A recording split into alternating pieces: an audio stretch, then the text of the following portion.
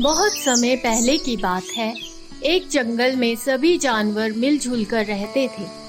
उस जंगल में एक बड़ी झील थी। जंगल के सभी जानवर उसी झील में पानी पीते थे।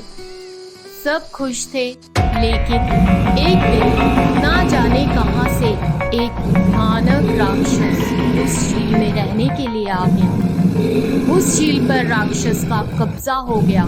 राक्षस ने जंगल के सभी जानवरों को उस झील में घुसने से व वहां का पानी पीने से मना कर दिया। इसी जंगल में बंदरों का एक परिवार भी रहता था, जो उसी झील में पानी पिया करता था।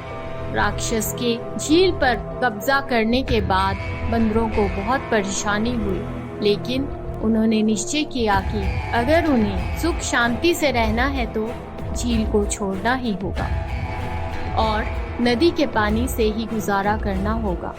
बहुत वक्त बीत गया और इस बीच जंगल का कोई भी जानवर उस झील की ओर नहीं गया।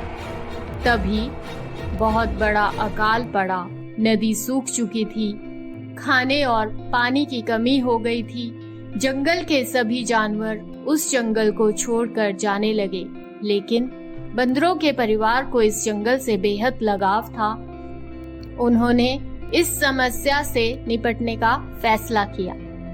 सभी बंदरों ने राक्षस से विनती करने का फैसला किया, यह सोचकर कि शायद राक्षस मान जाए। सभी बंदर झील के पास गए और राक्षस से विनती करने लगे। राक्षस बाहर निकला। उसकी आंखें गुस्से में लाल थी। वो जोर से बोला, तुम लोग कौन हो और यहाँ क्यों आए हो? मैं आराम कर रहा था, मेरी नींद क्यों खराब की? बंदरों ने कहा, महाराज, आप शक्तिशाली और महान हैं। इस जंगल में बहुत बड़ा अकाल पड़ा है। भूख प्यास से सभी जानवर बेहाल हैं। अगर पानी नहीं मिला तो हम सब मर जाएंगे। राक्षस को और गुस्सा आ गया और वो बोला, अगर तुम यहाँ आए तो मैं तुम सबको खा जाऊंगा। यह बोलकर राक्षस वापस झील में चला गया। सभी बंदर बेहाल निराश हो गए, लेकिन बंदरों का सरदार कुछ सोचता रहा। उसे एक तरकीब सूझी, जिसके अनुसार कुछ बंदरों ने मिलकर झील के पास एक गड्ढा खोदा और कुछ बंदर बांस ले आए।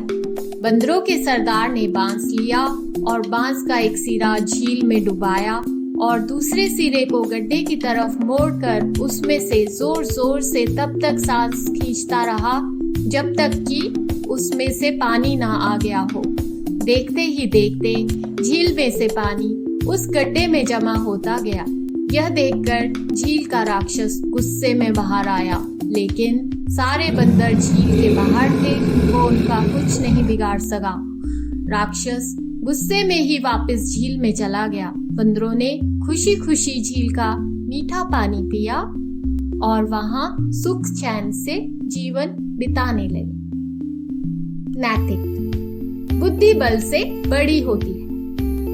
कृपया प्रतिदिन ऐसी और कहानियों के लिए लाइक, शेयर और सब्सक्राइब करें। प्रियानी मेकर्स।